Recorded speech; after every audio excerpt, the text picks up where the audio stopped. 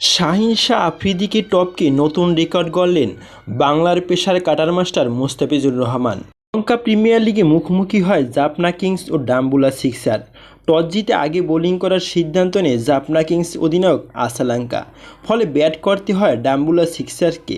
Toss হেরে bat করতে নেমে 18 রানে প্রথম উইকেট হারালেও পাওয়ার প্লেতে ভালো রান তুলে ডাম্বুলা সিক্সার্স।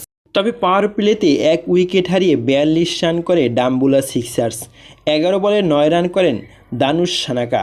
দ্বিতীয় উইকেট জুটিতে 64 বলে 108 রান তোলে কুশল পেরেরা ও ওয়ানিন্দু ফার্নান্দো। তবে 35 বলে 44 রান করে ওয়ানিন্দু ফার্নান্দো ফিরলেও ভাঙে জুটি। এরপর মার্ক চ্যাপম্যানকে নিয়ে এগিয়ে যেতে থাকেন কুশল পেরেরা। 11 বলে সেঞ্চুরি করেন কুশল পেরেরা। দ্বিতীয় উইকেট জুটিতে 38 বলে 65 রানের জুটি গড়েন। 52 বলে 102 রান করে অপরাজিত থাকেন কুশল পেরেরা। তবে 23 বলে 33 রান করে অপরাজিত থাকেন মার্ক চ্যাপম্যান। তবে শেষ দিক পর্যন্ত নির্ধারিত 20 ওভারে 2 উইকেটে 191 রান করে ডাম্বুলা সিক্সার্স। ফলে জয়ের জন্য 192 রান করতে হয় জাফনা কিংসকে। জবাবে ব্যাট করতে নেমে শুরুটা ভালো হয়নি জাফনা কিংসের। পাওয়ার প্লেতে 3 উইকেটে 37 রান করে তারা।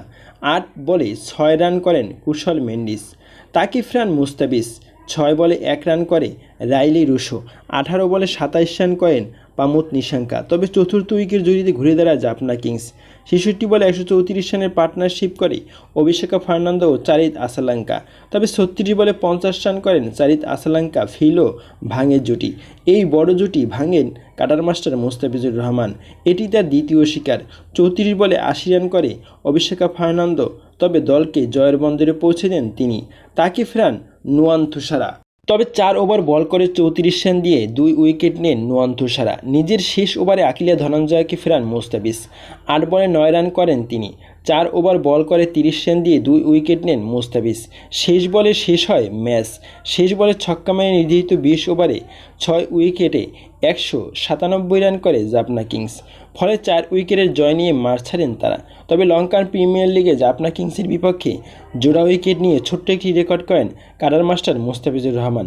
শাহিন শাহ আফ্রিদিকে টপকে এবছর 2024 সালে যতগুলো টি-20 ম্যাচ হয়েছে তার দ্বিতীয় সর্বোচ্চ 53 উইকেট নিয়েছেন কাটার মাস্টার মোস্তাফিজুর রহমান। আর যেখানে শাহিন শাহ আফ্রিদি নিয়েছেন 50 উইকেট। তবে অনেকেরই চোখে এটি ছোট্ট রেকর্ড হলেও এটাও অনেক বড় পাওনা কাটার মাস্টার মুস্তাফিজুর রহমানের জন্য এবং বাংলাদেশের জন্য। কারণ শাহিন শাহ আফ্রিদি অনেক ভালো মানের একজন পেসার। আর শাহিন শাহ আফ্রিদিকে পেছনে ফেলা সেটা মুস্তাফিজুর রহমানের জন্য একটা বড় পাওনা এবং বাংলাদেশের জন্য। তবে এগিয়ে যাক মুস্তাফিজুর রহমান, এগিয়ে যাক বাংলাদেশ।